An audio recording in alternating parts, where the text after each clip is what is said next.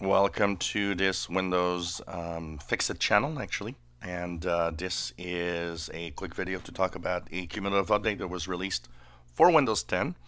This is a update that was done for the latest version of Windows 10 only, build 17763, or the October 2018 update. So only about 21% of you are in this version right now. If you are on older versions of Windows 10, there was no update released yesterday.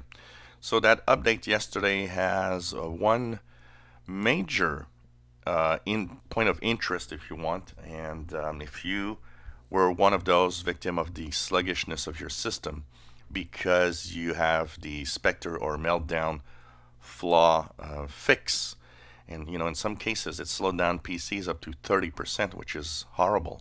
Well, here this update actually introduces, and it's possibly not for everybody, but it actually introduces something that might actually improve performance for the Spectre variant 2 mitigation. It enables ret pulling for Windows, which is the Google fix for Spectre. Now, this slows down PCs only 5 to 10% compared to the 15 to 30% of the Intel microcode fix.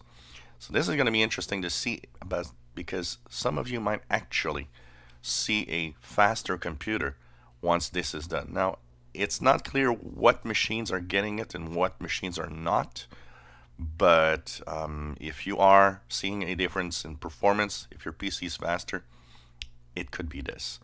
The other thing is that this is a update that has only bug fixes and a big list of bug fixes. So if you have issues, if you had problems with the Windows 10 October 2018 update, well, this is probably something that will be of use to you because it really has a long list of bug fixes in the latest version of Windows 10. So check it out. It was released yesterday, March 1st, and it's available to everybody on the latest version of Windows 10, version 1809. If you enjoy my videos, please subscribe, give us thumbs up. Thank you for watching.